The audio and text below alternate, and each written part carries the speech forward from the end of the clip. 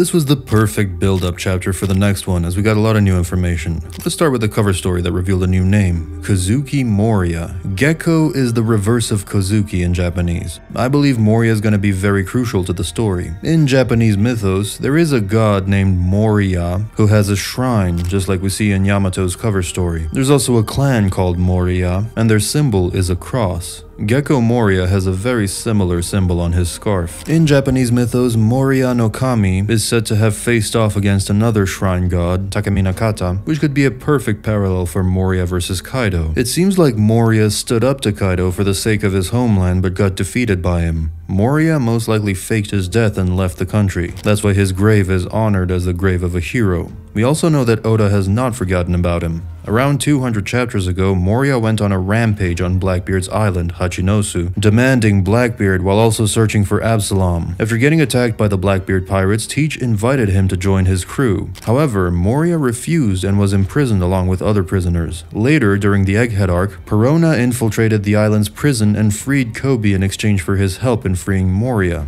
Pizarro later confirmed to Blackbeard that Moria had escaped, but we have not seen him, and we don't know where he went. The most obvious option would be that he joined the Cross Guild. He's not a random character. Even his devil fruit is still mysterious, and after all the theories about Thriller Bark being the leftovers of God Valley, I'm sure that Moria will play a big role in upcoming arcs. Now let's stay on Hachinosu and review the pages about the Rocks and Goldie Roger pirates. We see that Shaki opened a bar there. It was really popular, and pirates were not allowed to fight there, so Roger and Rocks didn't even have a small clash. That's probably why Roger later says, "Finally, do you have any idea how I felt this past year?" It seems Shaki also caught a love disease as she fell in love with Rayleigh. Roger and Rayleigh had a conversation about her, and even though it's somewhat funny, it's still a little bit weird to me. At least in the sense that Rayleigh seemed way cooler than Roger, the king of pirates. Then we saw Rocks, and it's revealed that he does not love Shaki anymore. He fell in love with another woman and had a kid with her. Whoever the Rocks pirate spy is for sure told the world government about Blackbeard, and it led to Blackbeard's mother dying to protect her son. This is why Dragon made sure not to tell even his closest comrades about Luffy. No one is safe from betrayal in the pirate world and in the world in general. There was also a very small detail about Whitebeard. When he was leaving the bar, he said to leave the tab on Rocks. While talking to Nekomamushi, Marco mentioned that Newgate was a cheapskate. He always wanted other people's drinks and never paid the whole tab at a restaurant. It was because he was gathering money for his island. Oda paying attention to small details like this is what makes One Piece the best manga in the world. We also saw that Roger already had that huge egg on his ship. Roger had this egg during a fight against Chiki as well, 27 years ago. This means they had this mysterious giant object for the last 13 years, which is a lot. Maybe this egg is still not hatched, and it'll be revealed in the final war. Then we saw two friends fighting each other, Rocks and Harald, and it was really sad to see, as neither of them wanted to kill the other, and at the same time, both of them had their own truths. Moments like these show how cruel the world government really is. Harald sacrificed his bond with Rocks over Elbaf. Maybe later he agreed to become a holy knight, only to fall under Imu's possession, and that would explain why the giants of Elbaf turned against him. We also saw Loki reading newspapers about Rocks. Maybe he was even a bigger fan than we expected, so him joining Blackbeard won't be surprising. But I still hope his kind heart will win, and if he joins a pirate crew, it will be the Straw Hats. Look at this family. Harald at his peak was equal or at least close to Rocks. Loki is Yonko level with even more potential. And then we have Hyrule, who got one-shotted by Dressrosa Luffy. It's really sad, and at the same time it doesn't make sense, but I guess in One Piece, you gotta have a sad childhood to be strong. Now let's talk about Figurlin Garling, his kids, Shanks and Shamrock, and their mother. Shanks, like Shamrock, was named by his mother, not by Roger. Shanks and Shamrock are based on Skull and Hati. Shanks pursues the world's dawn and the return of the sun god. Shamrock follows Garling's ideals, the moon, and replaced him as leader of the Holy Knights. The page shows God Valley literally split into two halves, and that divide carries straight down to the panel below with the Figurlin twins, Shanks and Shamrock, whose fates were also split apart. The divine concerns God Valley, Shanks and Shamrock, as well as Roger and Rocks. God Valley is the land of the divine. A lot of people mention that Bonnie as a baby looks a lot like Shanks and Shamrock.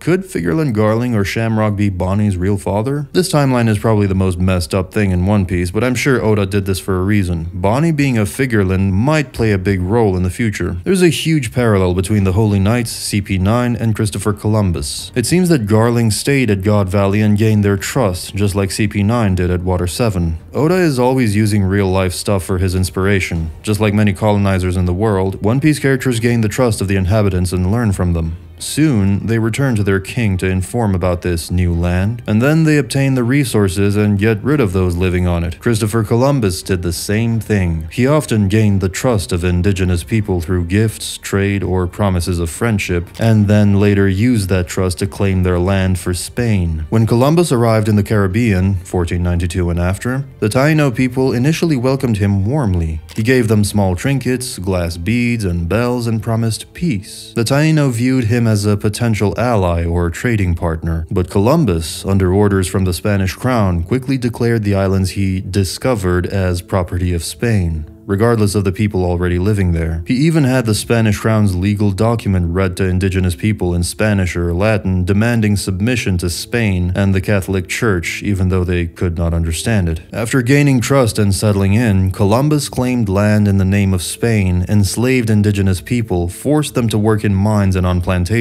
and used violence and intimidation when the natives resisted. After Elbaf, we know that the Holy Knights go on missions in groups, just like CP9 did. At God Valley, Garling pretended to be someone he was not in order to learn everything about them and the land. It also seems he made a woman fall in love with him. We know that CP9 were after the ancient Pluton blueprints, so what were the Holy Knights looking for 40 years ago? Garling found resources that were valuable to the world government. I believe there are two options for what Imu might have liked.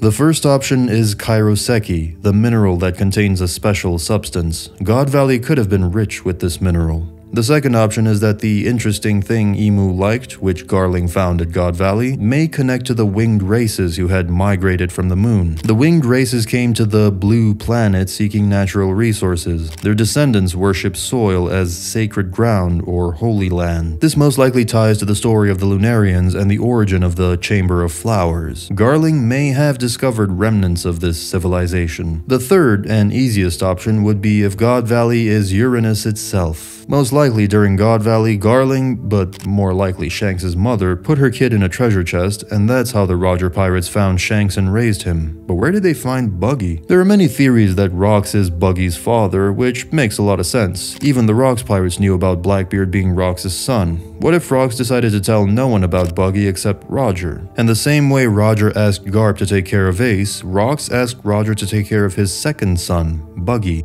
Also, as time passes, it gets more and more clear that Whitebeard knew about Blackbeard being Rox's son. First, they look alike. Second, in this chapter, we saw that Newgate knew Rox had a son. Probably he or Big Mom or any other pirate should have known Teach's name as well. It was not a big mystery. That's why now I think Whitebeard knew what he was doing. Even after Shanks confronted him, he did not change his plans. So why did he need Teach to get stronger and succeed? Maybe Blackbeard is needed to make Nika stronger or to defeat the world government? We know that Roger had some information about that after reaching Laughtail, and he shared it with Whitebeard. He also knew that Teach is not the man Roger was waiting for, but what does that even mean? There are a lot of mysteries, and with every chapter we get even more. We are witnessing the most important flashback of the story, which will reveal a lot, and I'm sure the next chapter will be even better. Write what you think about this one down in the comments, and if you want to know more about Figurlin Garling's family, you can click on this video right here. Thanks for watching, bye.